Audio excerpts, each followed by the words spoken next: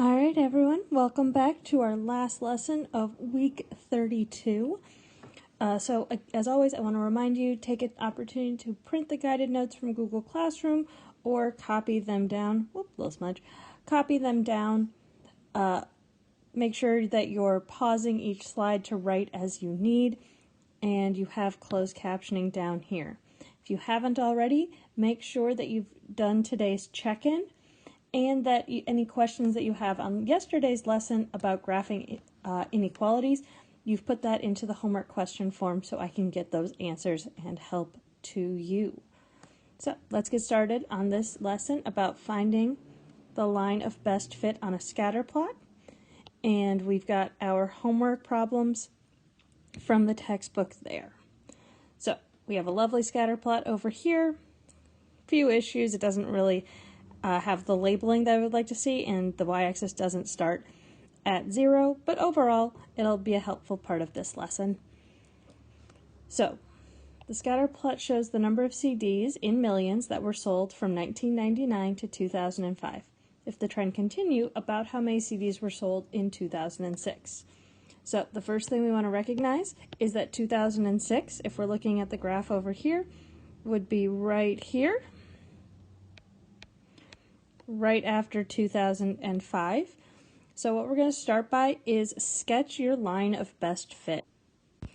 Because if we had one of these years where it's known, we wouldn't need the line of best fit, but here we're being asked to predict what happened in a year we don't know.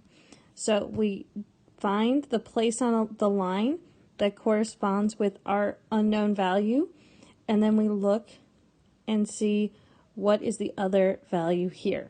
So based on my line of best fit, it would have been 650 million CDs were sold in 2006. Now, since everyone's line is going to be slightly different, it's fine if you are in, I would say anything in this range here. For looking from 700 to 600, you're probably have a decent line of best fit. If you're outside that range, you can see, like, for example, if I ended up with 750, my line might be like this.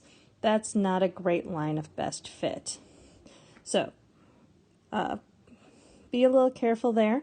And it's all right if the first time that you do it, you aren't very pleased with your answer. You can erase and try again, or try again in a different pen. Another thing that's really important to be able to do is to tell about the interpretation of a scatter plot. So here it says, determine which of the two statements is better. CD sales decreased by about 50 million each year on average between 1999 and 2005, and every year CD sales decreased between 1999 and 2005. Now, both of these are not terrible interpretations of what the data says, but I'm going to decide that option A here is the better one, and there's two reasons for that.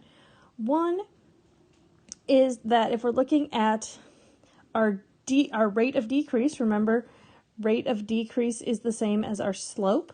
And if I look at the slope of my line from any 2 years, it's going down by about 50 million on my line. It's looking pretty good. The next thing is that it's a much more specific statement. Every year CD sales decrease between there. Well, we can see that there's two places where that's not true. It went up a tiny bit in 2000, and it went up noticeably in 2004 from the previous year. And so while sales have decreased overall, we're looking at a negative correlation here.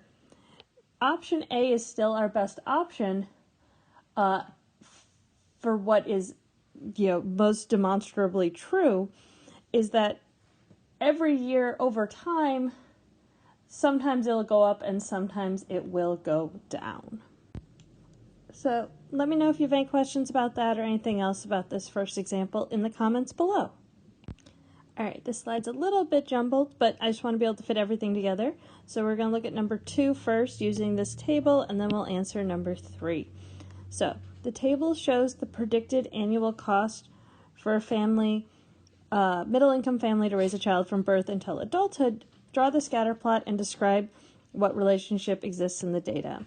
So when we plot our points, we want to think about each of these sets as one data point here, where we see that the child's age is on the x-axis, so this is our x-coordinate, and the cost is on the y-axis, so this here is our y-coordinate. So for the first one, we are going to plot at 3 years, and then 10,700, so that's going to be a little bit less than 11,000, and so therefore putting the point of our scatter plot right about there. Again, I'm not asking for absolutely perfect, but it should be relatively close. So that's our first point, and I'm going to quickly plot the next 4. Please try to follow along on your own in your notes.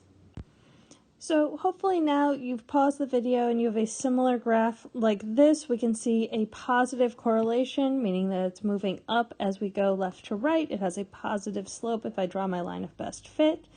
And so that's what the relationship is. We're looking at a positive correlation, which means that when I draw in my line of best fit, we're also going to be looking at a positive slope line. Again, yours isn't going to look exactly like mine, but we have a couple above, couple below, couple right on. That's mirroring as close as it can to the scatter plot that we have. Now we're going to use this line to answer question 3, estimate the cost of raising a child when the child is 1 year old. So just as before, I'm going to say, 1 year, that's an X value. So if I look at all of these little points, they are 3 apart, which means here would be 1.5. So I want to be a little bit less than that, kind of about here, and then up on my line from there, and I can work across, and I end up with an estimate that's going to be, my estimate based on my line, in this case, is going to be $9,500. Now, everyone's are going to be a little bit different, but I would say anything between $9,000 and $10,000 seems like a reasonable estimate based on lines of best fit. If you have any questions on this, please put it in the comments. Make sure that you're checking back in tomorrow. Is going to be our first big end of week quiz in our online classroom.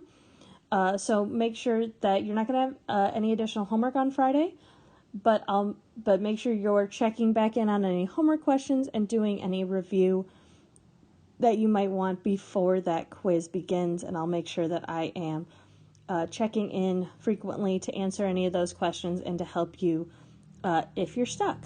So have a wonderful, wonderful rest of your day, and I'll talk to you tomorrow.